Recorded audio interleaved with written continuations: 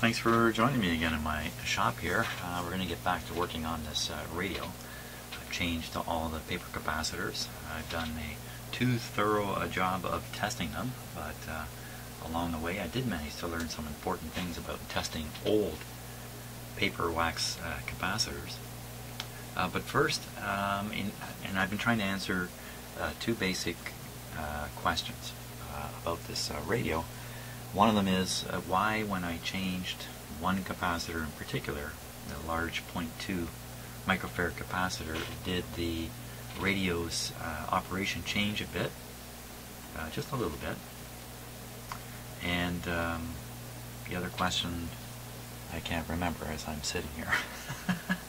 I should rehearse these more before I start into them, but I think it'll come to me as we get going. So I'm going to take a look at the schematic over here. Part of my own exploration into these questions involved studying the schematic pretty thoroughly. So I'm going to show you just a little bit about what I found. Here's the schematic over here, so we'll take a closer look at it. Okay, and this is the capacitor here. Now, when I changed it, the operation of the radio changed.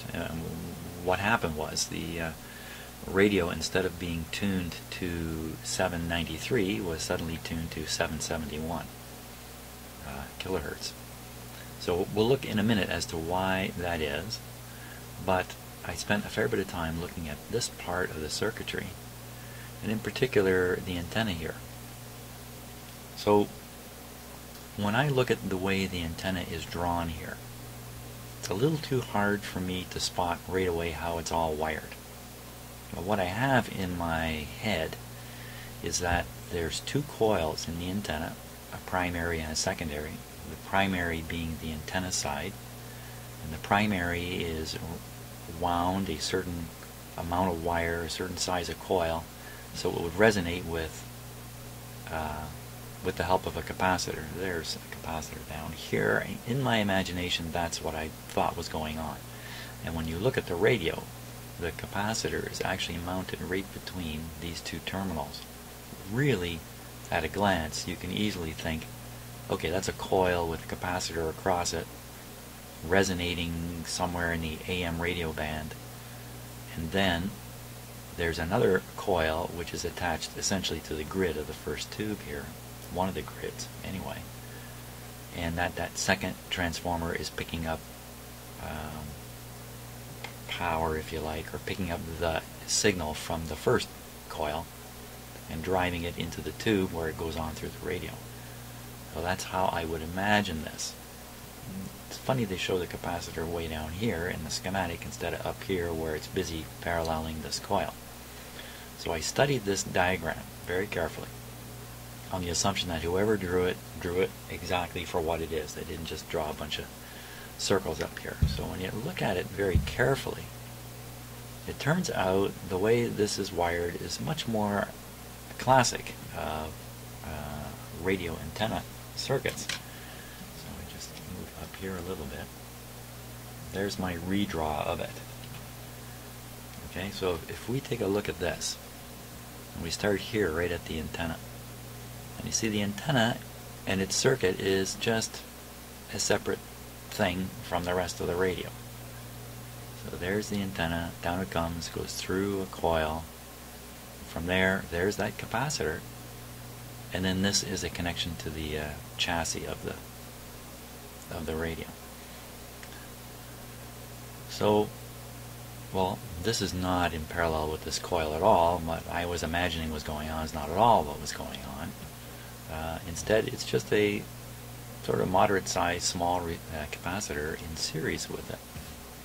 So you can imagine the signal being picked up by the antenna, pushed through this coil, little transformer action into this coil, and then it's on its way to the grid of the tube and on into the radio.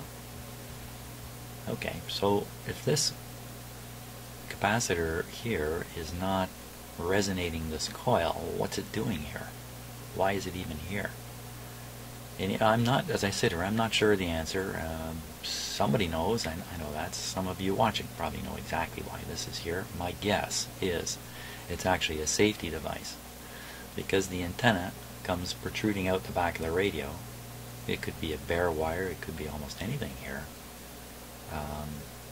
In the case of this radio, it's a short piece of bared wire hanging out the back. It's not extended up into an aerial type antenna. But nevertheless, there's a wire hanging out the back of the radio. This is a 5-tube radio. It does have the potential for a hot chassis. This particular radio is wired so the chassis is not directly connected to the power wire coming in. The chassis is isolated by a capacitor. Nevertheless, if this were continuous, if this capacitor were not here, this wire would be connected right to the chassis, and then the chassis is isolated away from the power line by another capacitor. You know, if that other capacitor were to fail or to become leaky or something of that sort, then you could have a high voltage sitting on this antenna wire. By putting this capacitor here, you can block or reduce the amount of 60 cycle AC current that could find its way back here to your hand or something like that, while at the same time this is big enough to be invisible to any RF signal. It's as if it's not there. So the RF is working through here just fine, but 60 cycles, it's going to get hung up on this capacitor. That's what I think. I think it's a safety device. I don't think it involves resonating this coil at all. I don't think that's part of the picture. And also, when I look at this, I think, man, if you don't hook up a piece of wire to this radio, then you're going to really underutilize the front end of the radio, because all that's going to be there is this coil wrapped around the back of the wrapped on the back of the radio. It's a fairly long coil, you know, and it's a fair bit of wire in there, and I'm sure it's all designed to work as best as possible. And you know, if you're in an area with a lot of AM signal, what do you need? You don't need the greatest antenna. So we'll experiment with that eventually. So let's look on the other side of this transformer now. What's going on here is you have basically the secondary of the transformer, one side connected to the chassis again of the radio, and the other side going straight to the grid of the 12SA7 right down here through a slightly larger capacitor here.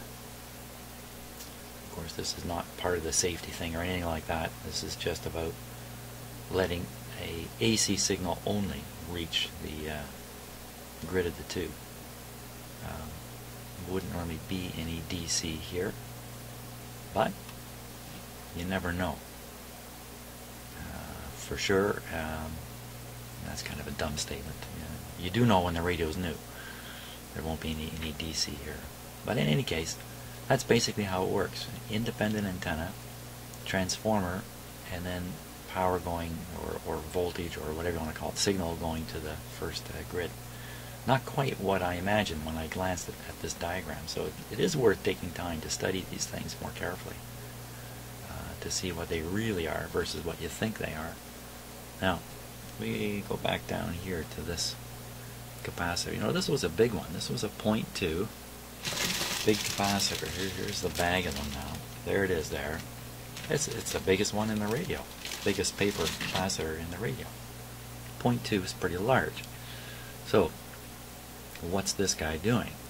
So one side of it is connected to this line here. And this line, a little off camera there, this line actually goes back into the power supply. Okay, so it's one side of the high voltage power supply. It's the B- side. And they've taken the B- side, okay, and it's connected through this capacitor over to the chassis. So this capacitor stands between B- and the chassis of the radio. So that's a pretty important job. You don't want a significant voltage difference between the chassis and this B- line, AC voltage difference. So that's why the large capacitor goes in here. But this large capacitor, and I can't explain this fully, so I won't try, but if you look long enough, it's involved with the tuning capacitors for the oscillator coil. So you might, and it's a large capacitor, so you might imagine that if this wasn't working right, that it would have some influence over what frequency this oscillator would run at. It might influence it a bit. So when I changed this one, the radio's tuning shifted from 793 to 771. I'm pretty certain it was because of the variation in the capacity of this particular capacitor. And this guy, let's just look at my numbers here for, that was C9, I think, in the radio. Its number is C9. Here we are, C9, and I read this as a 0.5 instead of 0.2, and also 0.27 on the digital meter. And I don't have it here. I gotta look here. Gotta look somewhere. Okay, so for now I've set aside all those readings. Darn it all. Well, I'm pretty sure this was a terribly leaky capacitor also. So there's a certain amount of internal resistance, if you like, or however you want to look at it. This guy was not doing his job properly and disturbing this part of the circuit. All the rest of these capacitors that I changed seem to have no real effect on the radio. So that's the story. Change that capacitor, affect the oscillations going on in the oscillator of the radio, which of course affects the tuning directly, the dial calibration and stuff like that. So there we go. You know, maybe the simple rule is big capacitor, big job, big problems if it's not working right. Maybe that's just a little simple rule that I can keep in my head from now on. When I look in radios, if I see a bigger than the average capacitor, I should give it some bigger than average consideration as to what it's doing and what it might be failing to do properly. So, you know, that's maybe that's not a good conclusion. I don't know. Okay, so the next question in this is what was that? Oh yeah, issue number 2 with the radio. Why is it picking up a peak, an AVC peak at 771, and then again at 780? I made a little diagram here to explain this deal. You know what I did? I went and I have a really nice electronic computer-based shortwave radio, ICOM PCR 1000, and it has a feature which I really like using, which is the spectrum display close to the signal or frequency that you've tuned the radio to. So you can look either side of where you're tuned and you can see if there's any other stuff around. Well, that spectrum display is real handy. I simply tuned that radio to 771, took a look at the spectrum, and guess what? There's nothing much at 771, but at 780, 779, 780, right around there, oh, there's a noise signal. There's lots of noise signals that show up when I look at it this way on that radio. So that's what's going on at 780. There's a, I don't want to call it a station, there's a signal there. So here, if we look at this diagram, here's the peak at 771. When I tuned this peak in, all I heard was the 400 hertz oscillations that are modulating the signal generator signal, just as I would expect. And I could hear some hiss and other stuff just coming along with it for reasons I don't know exactly, but it was there. That was the characteristic sound. You just hear the 400 hertz and really not much else. When I tuned this peak, though, as I approached it, I heard a heterodyne tone, that whistle. That as you tune radios, sometimes you hear this, you know, sort of sound. I can't imitate it very well. So something different was happening here than was happening here. That's why I've written no beat frequency oscillations.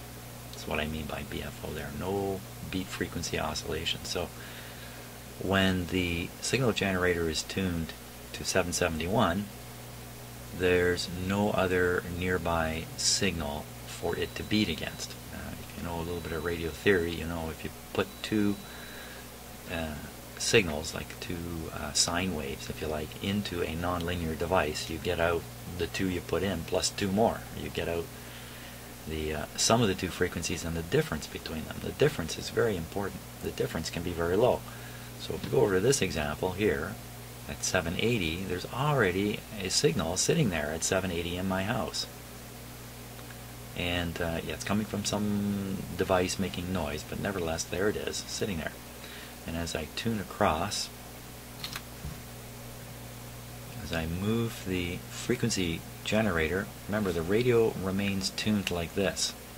Now move the generator out of where it's tuned, things get quieter, the 400 Hertz begins to disappear, quieter, maybe the AVC voltage relaxes.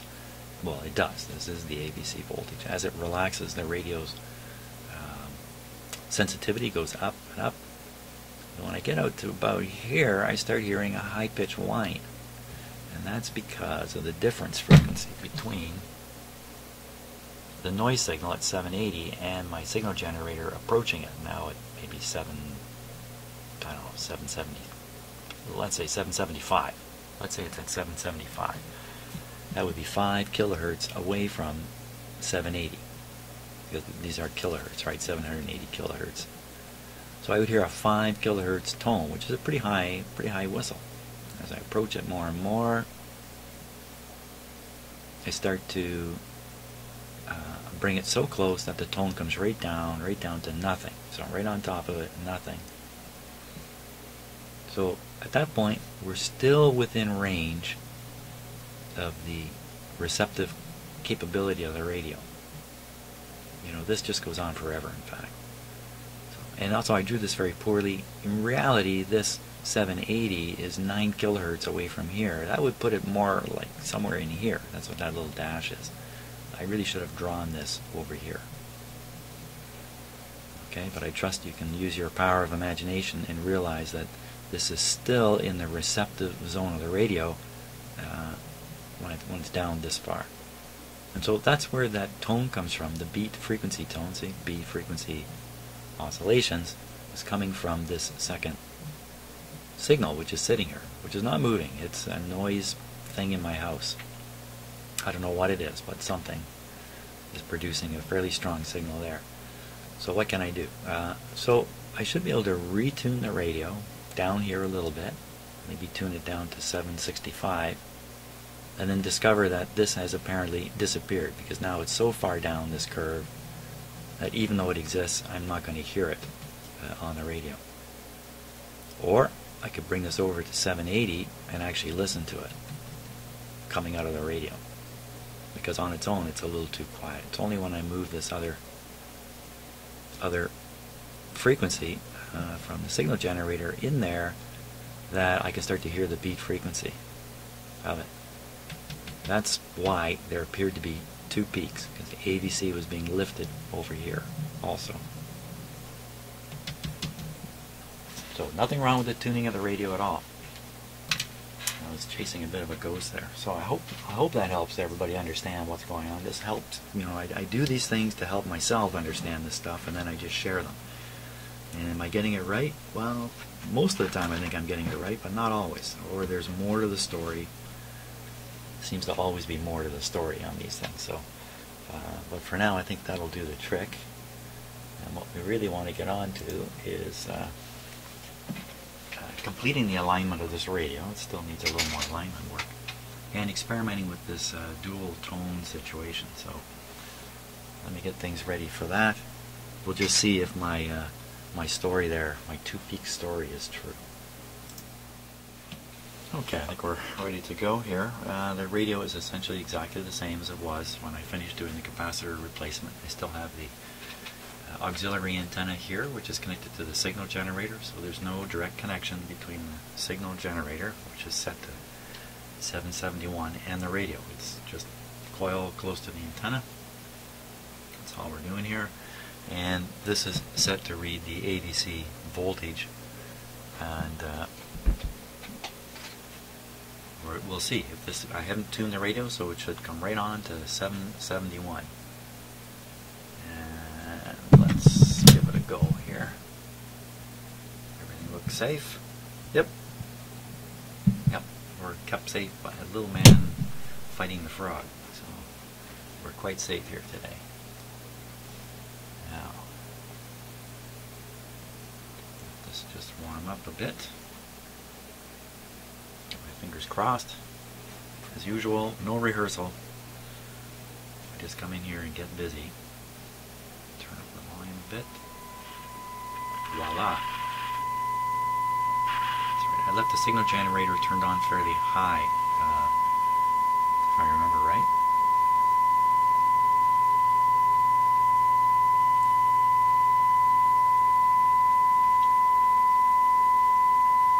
Excellent. Now let me move the signal generator frequency and see if the second peak, which really is a very bad way of describing it, see if it shows up.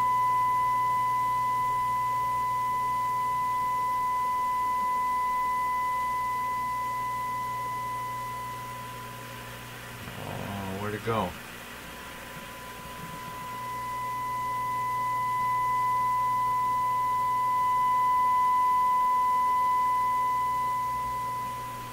It's gone away. It's gone away.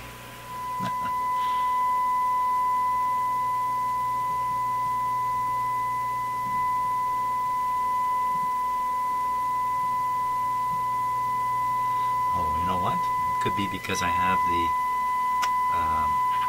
signal generator up so high, I'm generating a higher AVC voltage, which is causing the radio sensitivity to drop down low enough that you can no longer hear this other signal. Hey, let's try that. I'll turn it down, the output here.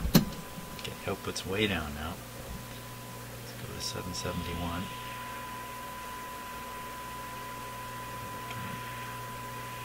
Okay, so it still is a peak there on the meter. Now we'll go up to 780.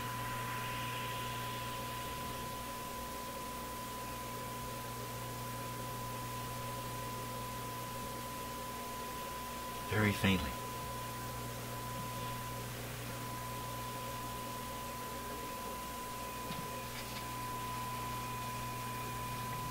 All kinds of stuff may have changed since yesterday when I was doing the original work. It does seem to be a signal there. Let me turn the signal generator down even lower.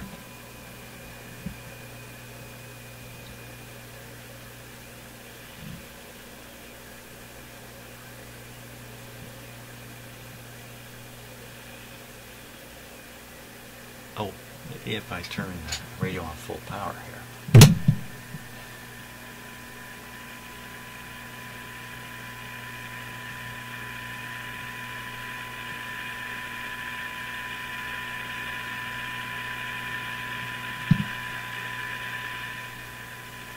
Okay, try again.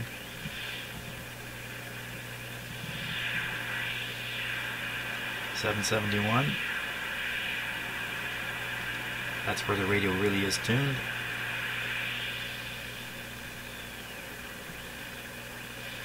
I hope you can hear the heterodyne tone going up and down. So that's actually just another signal in my house here. Now, let's take a look and see if we can tune the radio right to that. Okay, so there we are. Just turn this down. Now the light bulb in the radio is overpowering the front grille, so I'm just going to stick this piece of wood, it's a paint stick, just down here like this. There. I can see the dial marker more clearly. And what is it actually set to?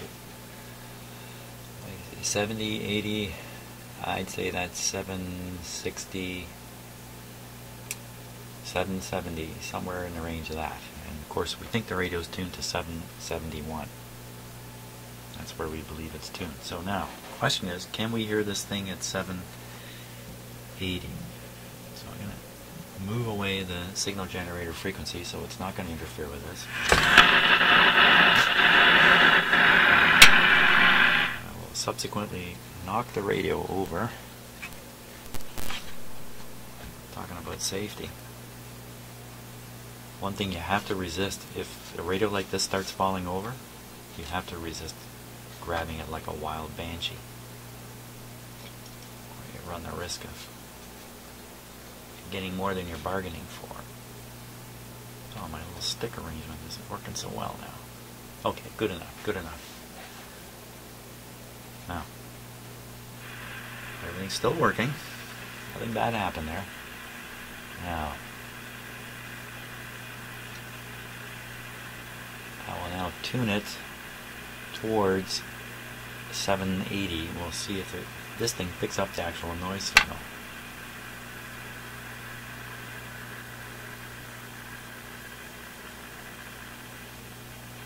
So that would be it there.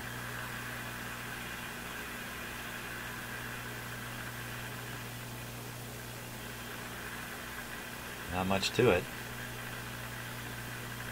Now I'm going to beat the signal generator with it.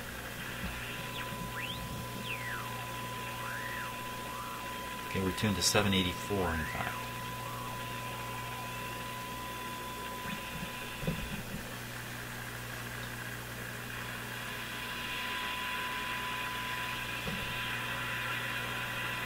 Let's go back to 771.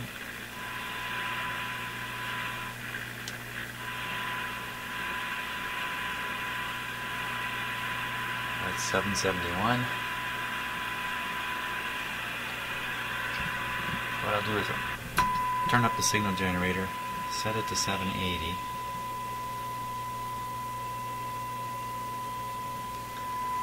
Tune this. I'm watching that ABC meter. Peak it. Now I know the radio's on 780. Move away the signal generator. This should be the mystery signal. Not much there, eh?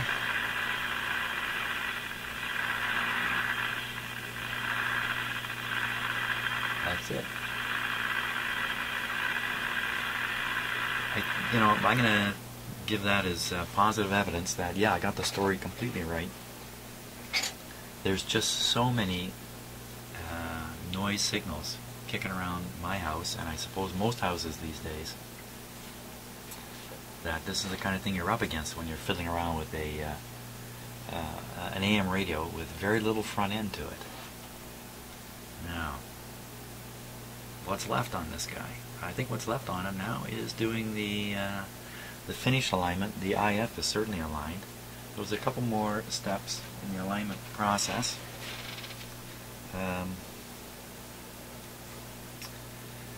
So we are supposed to feed in a 600 kilohertz signal and adjust C7. Okay, let me get ready for that.